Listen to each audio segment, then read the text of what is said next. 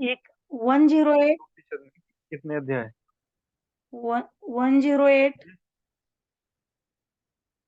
नहीं नहीं, 108 तो उपनिषद है।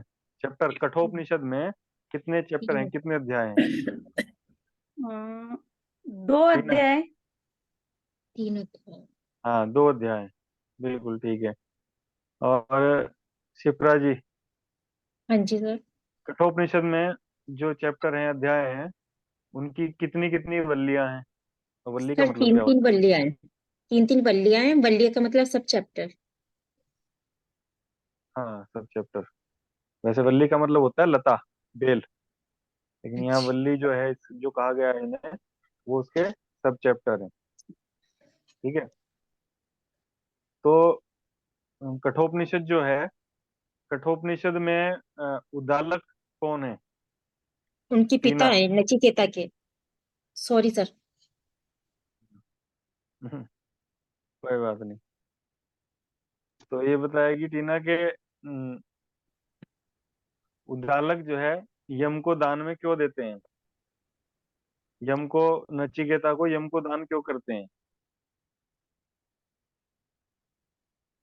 जी, कि जो वो उनका पुत्र था नचिकेता, उसने उद्दालक ऋषि जो थे उनको बोला था कि आप ये बूढ़ी और वृद्ध गाय दान में क्यों दे रहे हैं, क्योंकि जो दान में गाय दी जाती, गाय या कुछ भी जो दान दिया जाता है वो दिया जाता है जो अच्छा होता है।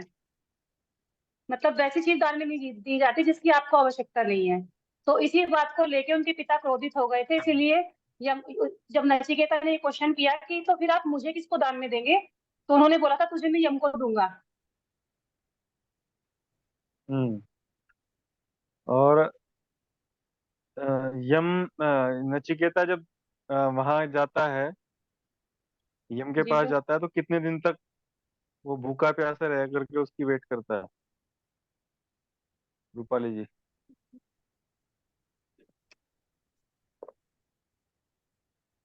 मेरा तो गला वैसे ही बंद है, आप बता। आप बताओ नीतू जी। सर 3 दिन तक वो वहां पर उनकी प्रतीक्षा करता है यमराज की। तो फिर यमराज आते हैं तो उसको हम्म। फिर वर मांगने के लिए बोलते हैं। चाय वाय पिलवाते हैं। जो कठोपनिषद में योग की जो परिभाषा है, वो किस अध्याय में दी गई है? सर दूसरे अध्याय में। कौन बताएगा? हाँ, दूसरे अध्याय में। तो परिभाषा, डेफिनेशन बताओ क्या है कठोपनिषद में योग की जो यदा, परिभाषा दी गई है? मैं बताऊं सर? हाँ, आप ही सर बताओ। किसको बोला है आपने? अच्छा। आपको। यदा पंचावतिष्ठन्ते ज्ञानानि मनसा सह बुद्धिश्च न विचेष्टति तामाहु परमां गतिम्। हम्म। आगे और भी तो है, दो दो श्लोक हैं। हाँ एक और है सर। हम्म। सर इसका स्टार्टिंग का वर्ड भूल जाती हूँ, वो याद है मुझे। आप बता दो नीतू जी, दूसरा आप ताप बता दो। योगमिति मन्यन्ते स्थिरामिन्द्रिय धारणाम। यही है ना दी? मुझे पता था, मुझे पता था एकदम कि दूसरे को कहते ही एकदम याद आएगा तीनों को। बोलो। हाँ। ताप योगमिति मन्यन्ते स्थिरामिन्द्रिय धारणाम। सर भूल गई हूँ मैं। एक ही लाइन याद आई है। अच्छा। अप्रमदत् सदा भवति योगो ही प्रभाव। अपरमत तदो भावति योगो ही प्रभावी। प्रभवाप्य योग। प्रभावाप ये क्या योग। मतलब हुआ इसका नीतू जी?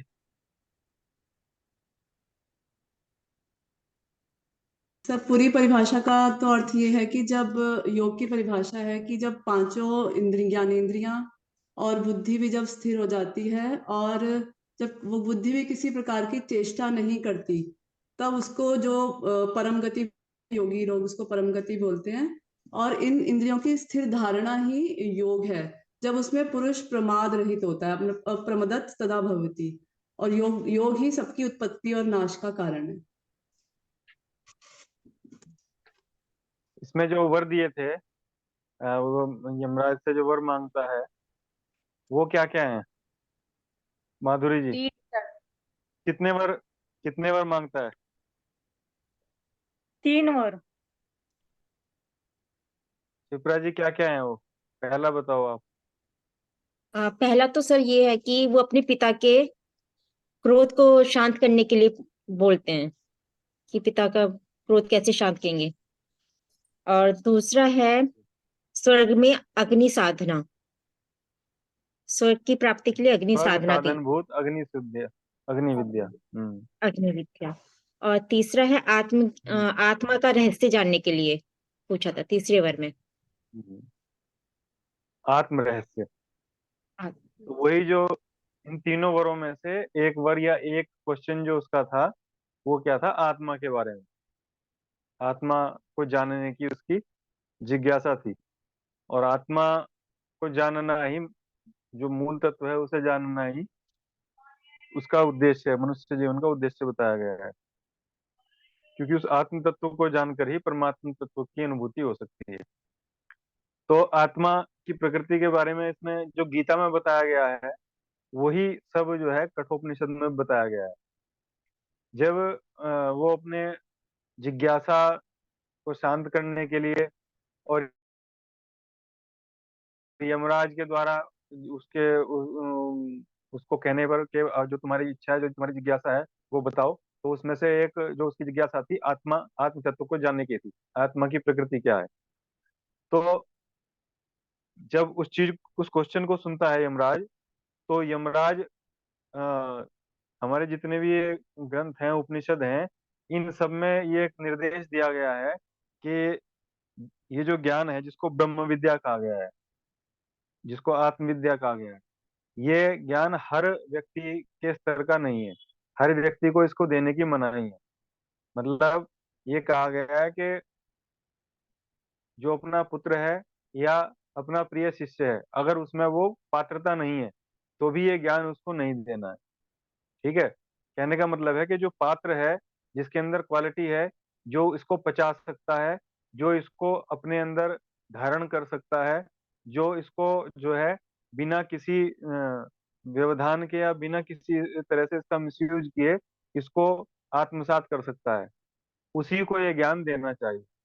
तो उसके लिए उपनिषदों में भी कहा गया है, शास्त्रों में कहा गया है कि गुरु को जो है उसकी परीक्षा लेनी चाहिए। और उसकी परीक्षा लेकर के उसको ये डिसाइड करना चाहिए कि ये उसके योग्य है या नहीं है। ठीक है। उसकी योग्यता चेक करनी चाहिए, उसकी क्वालिटी चेक करनी चाहिए, उसकी पात्रता चेक करनी चाहिए। योग में कहा गया है उसे पात्रता। ठीक है, कि उसके अंदर वो पात्रता है या नहीं है। तो जब नचिकेता उससे प्रश्न करता है आत्म तत्व के बारे में, आत्मा की प्रकृति के बारे में, आत्मा के स्वरूप के बारे में, तो यमराज उसे जो है अनेक तरीके से, अलग अलग तरीके से उसको प्रलोभन देते हैं। ठीक है। उसको प्रलोभन देते हैं कि जो तुझे संसार में चाहिए, जो भी धन संपत्ति संपदा जो चाहिए, जो भी सुख सुविधाएं चाहिए, जो भी किसी भी तरह का जो तेरे मन में ऐसी इच्छा हो कोई, कि ये इससे बड़ा सुख कोई संसार में नहीं है, तो वो हर चीज का प्रलोभन उसको देता है कि जिसको तू चाहे वो चीज मांग करके अपना जो जिस चीज से तू सुख चाहता है वो तुझे प्राप्त हो सकता है। लेकिन नचिकेता जो था, नचिकेता वो एक तरह से तपस्वी बालक था। वो उसने किसी भी तरह के वो प्रलोभन में नहीं आया। उसने हर चीज को अस्वीकार कर दिया, हर प्रलोभन को अस्वीकार कर दिया। और अपना जो जो प्रश्न था, जो अपनी जिज्ञासा थी, उसी पे ही वो स्थिर रहा, उसी पे ही वो अटल रहा, उसी पे ही वो अडिग रहा। ठीक है। यानी अपने अपना जो प्रश्न किया था उसने, उस पर उससे वो जो है प्रलोभनों से भटका नहीं। तो जब यमराज ने ये देखा कि ये जो है इस तरह के जो प्रलोभन इसको दिए गए, जिससे सामान्य जो व्यक्ति है वो भटक जाता है, लालायित हो जाता है, आसक्त हो जाता है, लिप्त हो जाता है, लालच उसके मन में आ जाता है उन सब चीजों से। तो उस यमराज को ये महसूस हुआ, ये लगा कि ये इसके अंदर वो पात्रता है जिसको ये ज्ञान देना चाहिए। यानी यमराज ने पहले उसकी पात्रता चेक करी, फिर उसको जो है उसके बारे में बताया। तो जब यमराज उसके बारे में जो चीज यमराज ने बताई इसमें कठोपनिषद में, वही सब चीजें श्रीमद् भगवत गीता में भी बताई गई। तो यमराज उसको जो है आत्म तत्व को जानने का वास्तविक अधिकारी समझता है, जब वो उसकी पात्रता चेक करने लगता है कि ये सही व्यक्ति है जिसको ये ज्ञान दिया जा सकता है, उसकी जिज्ञासा को शांत किया जा सकता है। तो आत्मा के बारे में बताते हुए कह रहे हैं कठोपनिषद के पहले अध्याय के दूसरी वल्ली के 18वें मंत्र में, न जायते म्रियते वा विपश्चिन्नायम कुतश्चिन बभुव कश्चित अजो नित्य शाश्वतो अयम पुराणो न हन्यते हन्यमाने शरीर।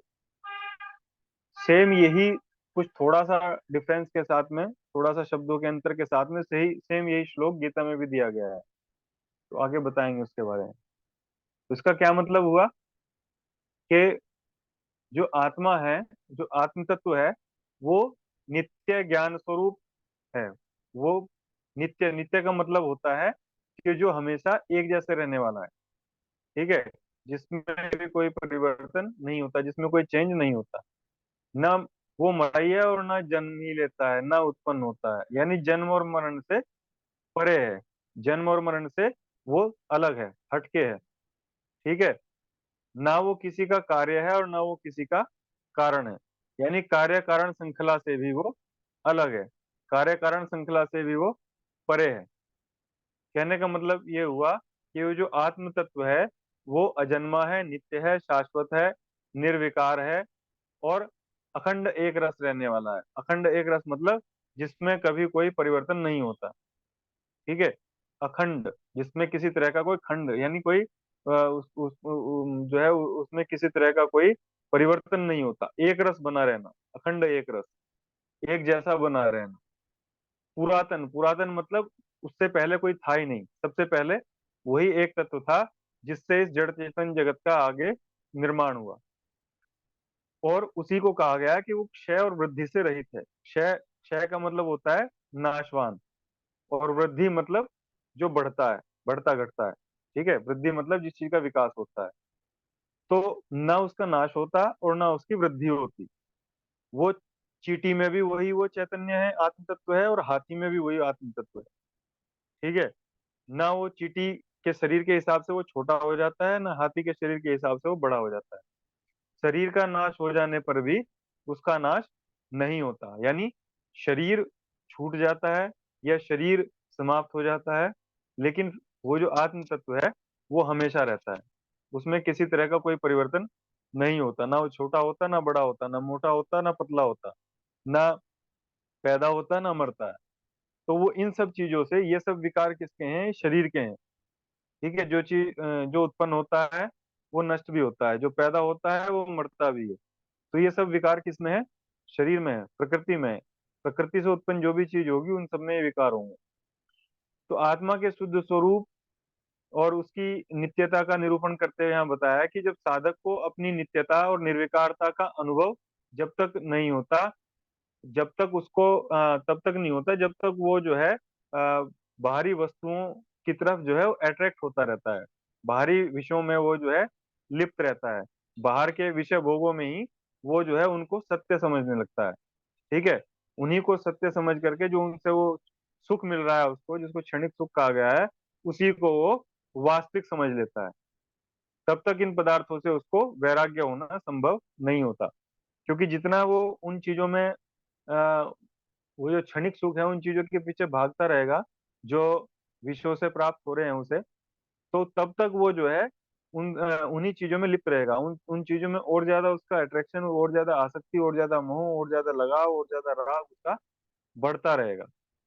तो इसलिए जो है तब तक उसे वैराग्य होना संभव नहीं है। वो तब तभी उनसे जो है उसका अटैचमेंट समाप्त होगा जब उनकी वास्तविकता को वो जान लेगा कि ये सब क्षणिक है, परमानेंट नहीं है, कुछ समय के लिए ये क्षणिक सुख देने वाले हैं, लेकिन जो है जो इसमें सुख मिल रहा है फिर बाद में यही दुख का कारण बनता है। क्यों?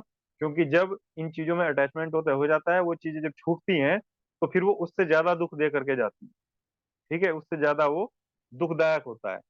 तो इसलिए जो है यमराज ने नित्य शुद्ध आत्मा के स्वरूप पर प्रकाश डालना उसको उचित समझा कि ये जो क्षणिक चीजें हैं, सांसारिक विषय जो हैं, ये वास्तविक नहीं है। जो वास्तविक तत्व है, मूल तत्व है, आत्म तत्व है, उसको उसके बारे में तत्व रूप से जानना, वास्तविक रूप से जानना, जब तक वो उसके बारे में नहीं जानेगा तब तक ये चीजें, बाहर की चीजें उसे सही ज्ञात होती रहेंगी, सही प्रतीत होती रहेंगी, और इन्हीं चीजों में वो लिप्त रहेगा। तो वही उसी को क्लियर करते हुए उसको आगे बताते हैं कि आत्मा न तो उत्पन्न होता है, यानी न पैदा होता है, न मरता है, और ना ही वो जो है उत्पत्ति, स्थिति और विनाश, इस प्रक्रिया से वो अलग है। तो आत्मा क्या है? वो अजन्मा है। अजन्मा है, उसको अजन्मा कहा गया। अजन्मा है।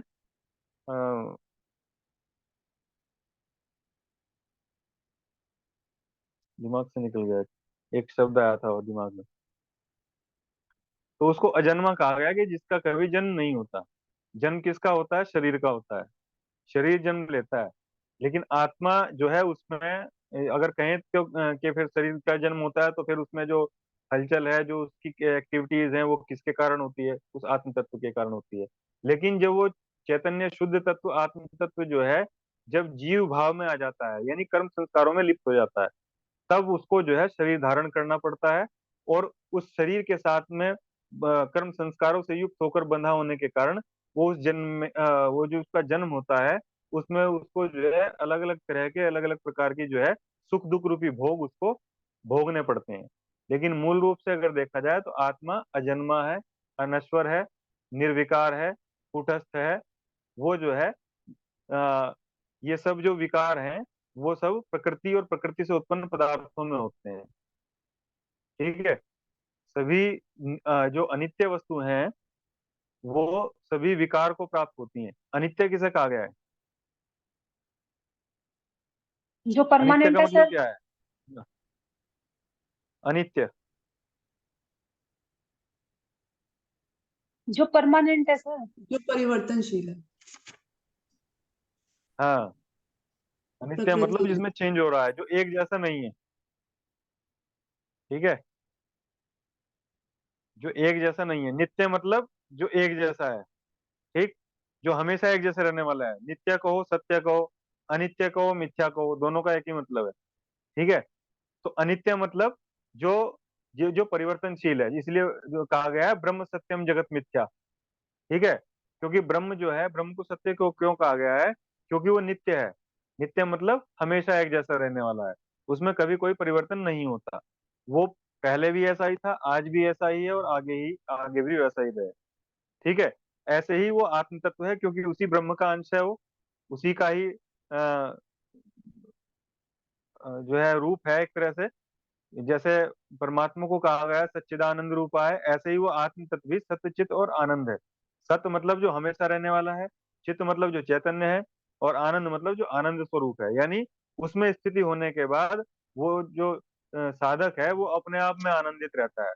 बाहर की सब चीजों से, बाहर के सब विकारों से वो हट जाता है। तो अनित्य का मतलब है कि जो परिवर्तनशील है, जो हमेशा एक जैसा रहने वाला नहीं है। तो संसार जो है वो अनित्य है। तो यहाँ पे जो इस अनित्य का वर्गीकरण जो किया गया है, वैसे तो तीन उसकी वो बताई गई है स्टेज: उत्पत्ति, स्थिति और विनाश। लेकिन यहाँ इस उपनिषद में जो है पांच श्रेणियों में, पांच कोटियों में उसका वर्गीकरण किया गया है। कैसे? जन्म, वृद्धि, व्याधि और क्षय और मृत्यु। यानी पहले जन्म होता है, फिर वृद्धि, उसका विकास होता है, फिर धीरे धीरे क्या होता है? शरीर में व्याधियां क्रिएट होने लगती हैं। फिर वो क्षय की ओर अग्रसर होता है। जब व्याधियां क्रिएट होती हैं तो शरीर का क्षरण होने लगता है, और फिर धीरे धीरे अंत में जयराम जी की हो जाती है, मृत्यु को प्राप्त होता है। ठीक है। तो इन विकारों को जो प्राप्त होना है, ये सब क्या है? ये जो प्रकृति से उत्पन्न चीजें हैं, ठीक है, ये सब उनमें होता है। ये अनित्य वस्तुओं की विशेषता है। ठीक है। अनित्य वस्तु मतलब जो पंच महाभूतात्मक जगत है। पंच महाभूतात्मक, पंच महाभूतों से उत्पन्न जो ये शरीर है, पंच महाभूतों से उत्पन्न ये सृष्टि है, पंच महाभूतों से उत्पन्न जो भी कुछ है, वो सब अनित्य है। क्यों? वो कहा गया है ना कि परिवर्तन प्रकृति का नियम है। ठीक है ना। चेंज जो है वो प्रकृति का नियम है। तो उसमें वो कभी एक जैसे रह ही नहीं सकती। और क्यों है वो नियम? उसका कारण क्या है रूपाली जी? परिवर्तन प्रकृति का नियम क्यों है? क्यों परिवर्तन हो रहा है? क्योंकि राजसिक गुण पे चल रही है वो तत्व की हाँ, प्रकृति त्रिगुणात्मक है। त्रिगुणात्मक है, राजसिक में वो प्रकृति त्रिगुणात्मक है। हाँ। रज का मतलब ही क्रिया होता है। लेकिन यहाँ परिवर्तन की बात हो रही है। परिवर्तन तीनों गुणों के कारण होता है। अच्छा। जिस समय जो गुण प्रबल होगा, रज जिसके साथ होगा, उसी तरह का परिवर्तन दिखाई देगा। तो और जो आत्म तत्व है वो त्रिगुणातीत है। प्रकृति त्रिगुणात्मक है और वो आत्म तत्व त्रिगुणातीत है। तो ये सब जो परिवर्तन, ये जो सब जो विकार हैं, ये प्रकृति के विकार हैं। लेकिन आत्म तत्व को इसीलिए निर्विकार कहा गया है। उसमें कोई परिवर्तन नहीं होता, उसमें कोई चेंज नहीं होता, उसमें कोई घटना बढ़ना, छोटा बड़ा होना, ये सब कुछ नहीं होता। इसलिए आत्म तत्व को नित्य कहा गया है। ठीक है, विकार रहित कहा गया है, निर्विकार कहा गया है। यही चीज श्रीमद् भगवत गीता के दूसरे अध्याय के 19वें और 20वें श्लोक में भी बताई गई है। ठीक है, सेम यही श्लोक है जो भी ऊपर पढ़ा था, 20वां श्लोक श्रीमद् भगवत गीता का भी। न जायते म्रियते वा कदाचिन्नायं भूत्वा भविता न भूय अजो नित्य शाश्वतोऽयं पुराणो न हन्यते हन्यमाने शरीर। सेम वही श्लोक है। कुछ उसमें शब्दों का अंतर है बस, लेकिन भावार्थ उसका वही है। गीता में भी वही चीज कही गई है जो यहाँ पे कठोपनिषद में कही गई है। क्या मतलब है इसका? कि यह आत्मा किसी भी काल में न तो जन्मता है न मरता ही है, और न ये उत्पन्न होकर फिर होने वाला है, क्योंकि ये अजन्मा, नित्य, सनातन और पुरातन है। ठीक है, सनातन मतलब जो सत्य है, सनातन मतलब जो हमेशा रहने वाला है।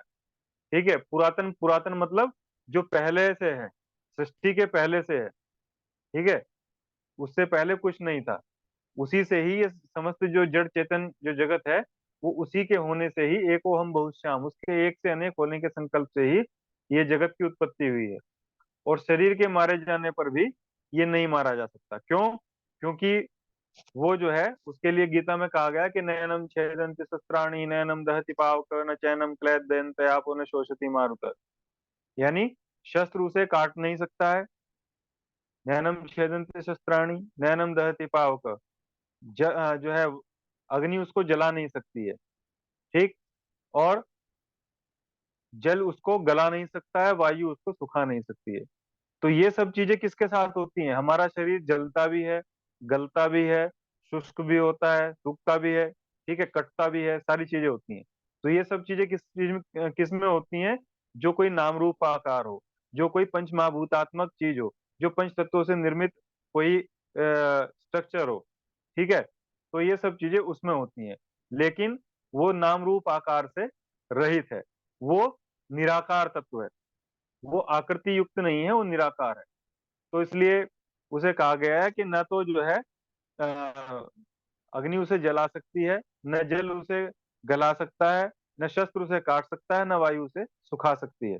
क्यों? क्योंकि ये सब जो गुण हैं, वो सब जो है प्रकृति से उत्पन्न जो भी चीज है उनमें होते हैं, उस निराकार तत्व में नहीं है, उस चैतन्य में ये सब चीजें नहीं है, ये विकार उसमें नहीं है।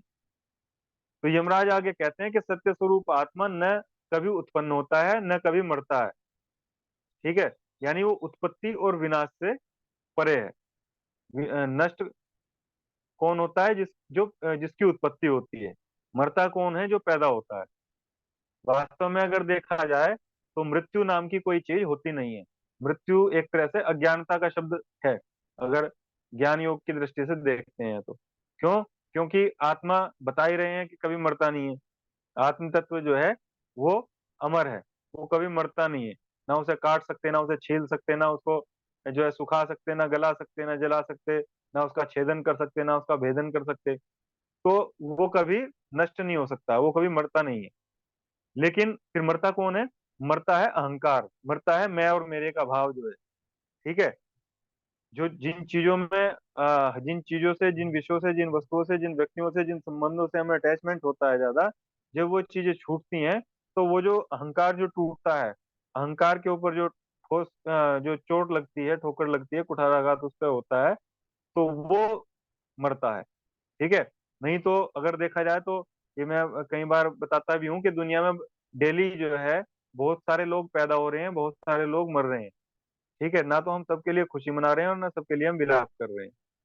ठीक है, किन के लिए हम खुशी या किन के लिए विलाप करते हैं? जिनसे हमारा अटैचमेंट होता है, जिनसे हमारा मोह होता है, जो किसी ना किसी तरीके से उनसे जुड़े हुए होते हैं। ठीक है, नहीं तो ये प्रक्रिया तो सामान्य रूप से चल रही है। मरना और पैदा होना, ये तो प्रक्रिया सामान्य रूप से चल रही है। इसीलिए उसमें वो बताते हैं कि इतनी मृत्यु दर है, इतने जन्म दर है, वो सामान्य चीज है। लेकिन हम कब जो है उससे परेशान होते हैं, हम कब उससे जो है एक तरह से दुखी होते हैं, विलाप करते हैं, जब हम उन चीजों में अटैचमेंट होता है हमारा। ठीक है, यानी उस स्ट्रक्चर को हम जो है मैं और मेरा मान रहे हैं।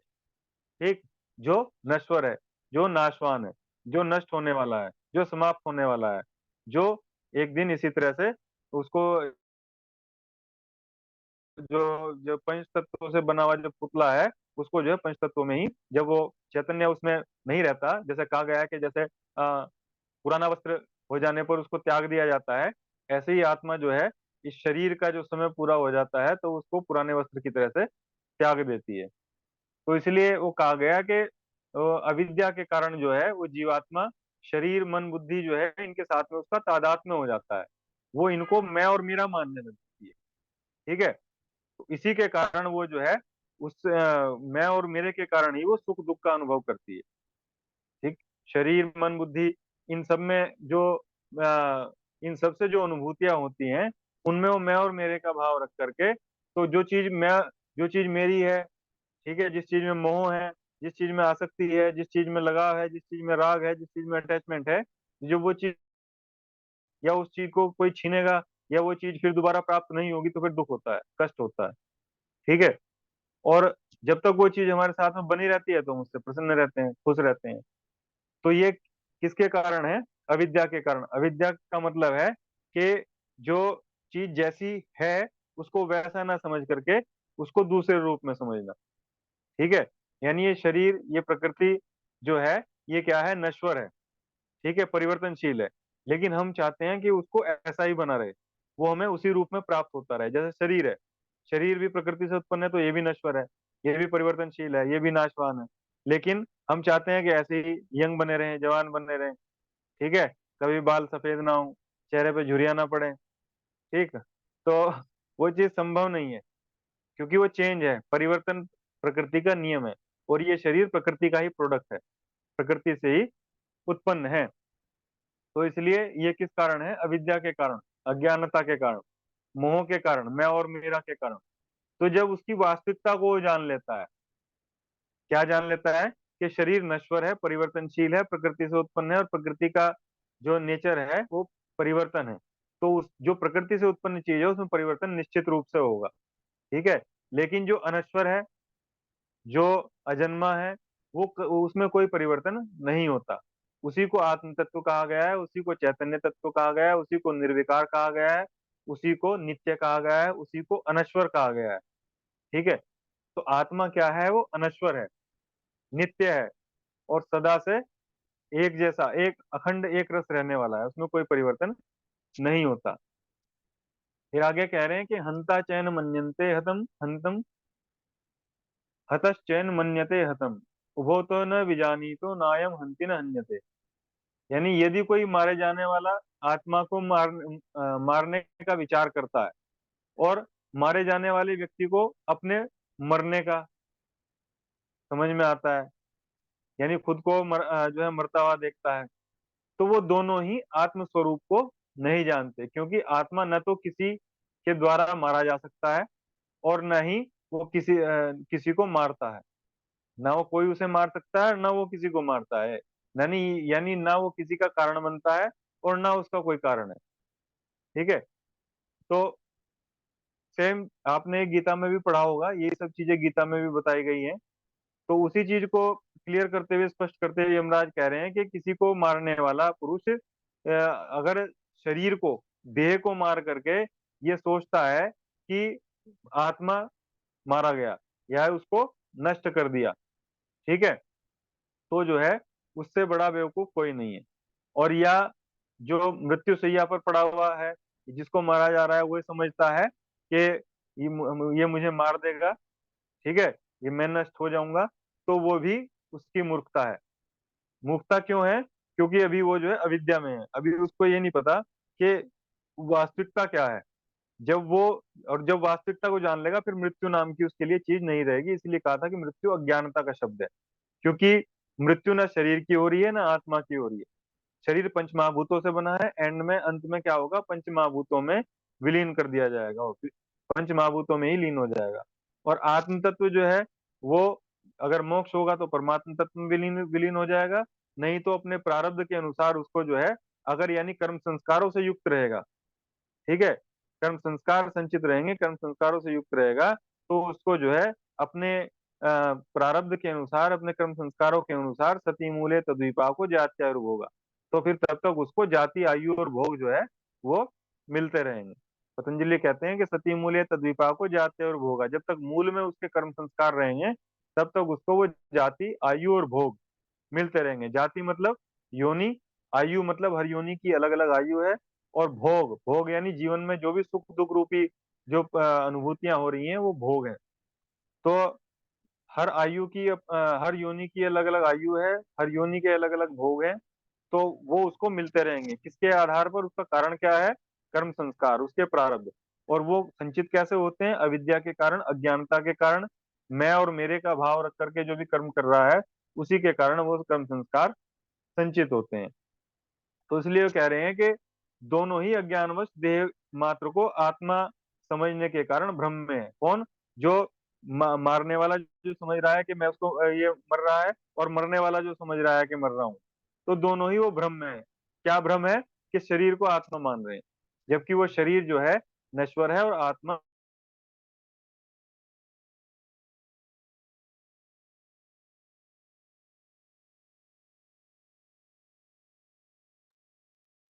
उसका नाश नहीं होता, उसका ह्रास नहीं होता, वो नष्ट नहीं होती, वो हमेशा से जो है वो एक जैसी ही बनी रहती है। तो इसलिए आत्मा न तो किसी को मारता है और न वो किसी के द्वारा मारा जा सकता है। ठीक है, तो आत्म तत्व जो है वो अपने आप में अजर अमर नित्य शाश्वत और पुरातन है, उसमें कभी कोई परिवर्तन नहीं होता। प्रकृति और आत्मा, यानी ये जो जगत है और आत्मा है, जो शरीर और आत्मा है, दोनों एक दूसरे के विपरीत भाव वाले हैं। विपरीत प्रकृति जो है वो नश्वर है, वो अनश्वर है।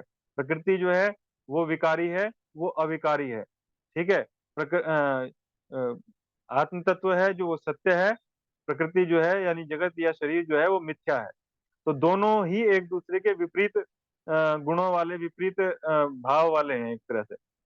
तो इसलिए जो उस आत्म तत्व को जान करके, उसकी अनुभूति करके जो आत्म स्वरूप में स्थित हो जाता है, वो उस परमात्म तत्व को की अनुभूति अपने आप ही उसको हो जाती है, कर सकता है। क्योंकि श्रीमद् भगवत गीता कहती है कि ईश्वर सर्वभूतानां हृदय से तिष्ठति अर्जुन। ईश्वर जो है सब प्राणियों के हृदय में विराजमान। जब वो बाहर के विषयों से, बाहर की विषय वस्तुओं से, भोगों से जो है निर्लिप्त हो जाता है, और इंद्रियां, मन, बुद्धि उसकी जो है अंतर्मुखी हो जाती हैं, जैसे अभी योग की परिभाषा कठोपनिषद के अनुसार बता रहे थे, तो वो उस अंदर डीप उतरता चला जाता है, और जितना गहराई में जाता जाता है उतना ही उसका प्रकाश उसको प्राप्त होता जाता है, उतना ही उसकी अनुभूति उसको होती जाती है, जो उसके ही उस सबके जो है हृदय में विराजमान। तो इसलिए इसमें जो आत्मा का जो निरूपण किया गया, आत्मा की जो प्रकृति बताई गई, आत्मा का जो स्वरूप बताया गया, वो सेम एज इट इज लगभग श्रीमद् भगवत गीता में जो आत्मा का स्वरूप बताया गया उसी के उसी की तरह से यहाँ पर उसकी व्याख्या की गई है। श्लोक भी लगभग सेम ही है। तो इस तरह से जो कठोपनिषद में आत्मा की प्रकृति के बारे में बताया गया, आत्मा के स्वरूप के बारे में बताया गया, उसकी चर्चा हमने की आज ये, और आज यहीं पे ही कंप्लीट करते हैं। बाकी किसी का कोई क्वेश्चन हो तो आप पूछ सकते हैं।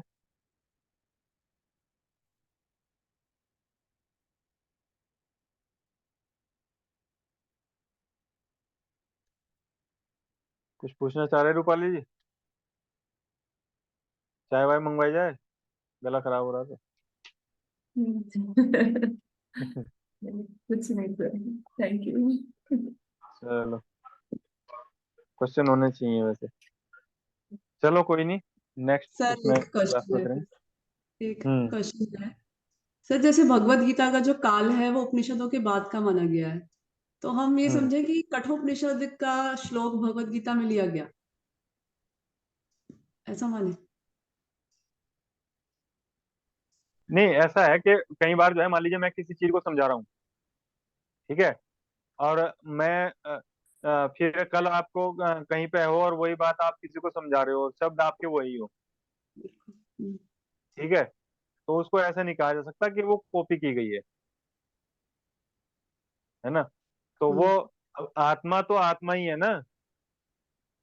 अब वो जो उसके लिए बताया गया कि निर्विकार है, असंग है, कूटस्थ है, ठीक है, उसमें कोई परिवर्तन नहीं होता, सत्य है, नित्य है, शाश्वत है, पुरातन है, तो वो तो रहेगी। ठीक है, तो वही चीज वो उन्होंने थोड़ा अपने शब्दों में बताई, उसमें अपने शब्दों में बताई। उपनिषद तो जो है वो उपनिषद तो एक तरह से गुरु शिष्य परंपरा से चले आ रहे हैं। उपनिषदों का जो काल बताया गया है वो एक तरह से वो तब का बताया गया है जब वो लिपिबद्ध हुए। लेकिन उपनिषद की जो परंपरा है वो गुरु शिष्य परंपरा है। यानी जो वैदिक ज्ञान है वो गुरु शिष्य परंपरा से आगे बढ़ा। जब तक वो लिपिबद्ध नहीं हुआ था तब तक वो गुरु शिष्य परंपरा से ही आगे बढ़ रहा था। फिर वो जब लिपिबद्ध हुआ तब वो जो है ये उपनिषदों के रूप में आया फिर। ठीक है, तो है तो क्योंकि सब में वही चीजें हैं, उसी की एक ही चीज के बारे में बात कर रहे हैं, लेकिन उसको बताने का बस तरीका अलग अलग ठीक है। है ना। हम्म। चलिए, धन्यवाद। Thank you sir. Next next class में मिलते हैं फिर। Thank you. धन्यवाद sir. Thank thank you you धन्यवाद सर। जी। Thank you sir. Thank you. नमस्कार।